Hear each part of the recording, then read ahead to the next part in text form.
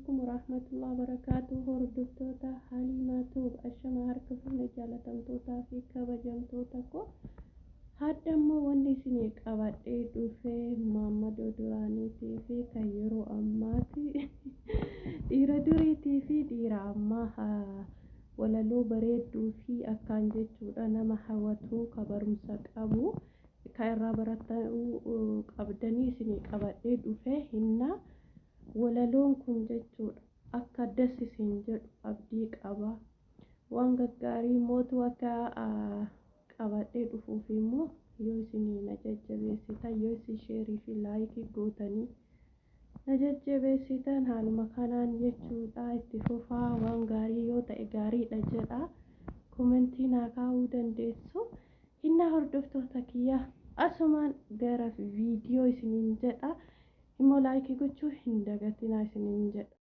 Assalamu alaikum warahmatullahi wabarakatuh. Hadha walaloon isinii dhiyeessaa. Mata duree walaloo kootii dhiira ammaaf durii jedha. Sheer godhaa keessatti ijoolleen shamarranii jechuudha. Dhiirri dur qonnaa qota qotiyyoo camadate. Dhiirri dur warra fuuchuuf mana isaa ijaarrate. Jaarsummaa abbaatti ergata akka fuudhaaf qophaa'e abbaatti muu sodaate. Innammaa kun raajiidha qotiyyoo abbaa gurguree moobaayilii bitate. Karaa daariitti bahee caatii feestaalii guutee feesbuukiif tiktookiidha kaardii abbaa dhibbaatiin intarneetii guuttate. Haay lubbuyyee koo jedha akkasiin biyyan jirre dura buusee qorate. Isiinis hin deebistiif uffataaf fuula isaa cululuqu laalte. Erga nagaa gaafate lakkoofsa see fudhate. Iimoodhaan ittaasaa viidiyoorra kaa'ate. Kana boodan jiru lamuu lakkoofsa argannaan.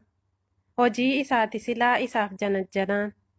Isiin miskiina rabbii omaan beektu waa'ee isaa.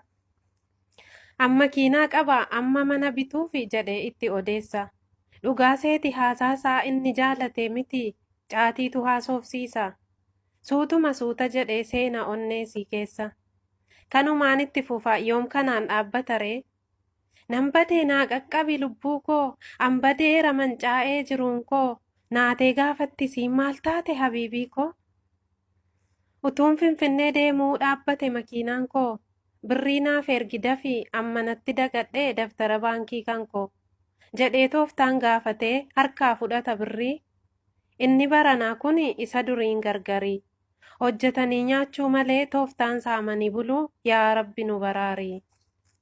Na walaloo ammaa kanarraa jechuudha maammadoowwanii eessa jirraa jedhaatiin of ilaalaa isin warri dhiiraa jechuudha. Yeroo ammaa maal keessa jirraa jedha laala yeroo ammaa wanta nama ajaa'ibu dhiironni keenya yeroo shamara takka fuudhuu fi ergatanillee ati na qarqaari birrii akkasii akka waan isii fuutu waan akkasiisa waan ta'eef isin warri dhiirotaa jechuudha ofii xanaqqaqaa jabaadhaatiin hojjadhaa dubara fuudhuuf yookaan kadhachuun duratti isii sammaan nyaachisaa maaloo baasaa yoo fuudhe jettanii yaaduu qabdanii. Kanaafuu walaloo kanarraa barumsa guddaa jechuudha. Namni tokko yoo nama qeequ namni sun maaliif na qeeqe jettanii tiniinee achirraa barnoota fudhatuu qabdan. Kanaafuu yoo viidiyoo biraatti walitti deebinuu laayik sheer sabiskiraayibii gochuu hin dagatinaa viidiyoo kana isiniin jedha.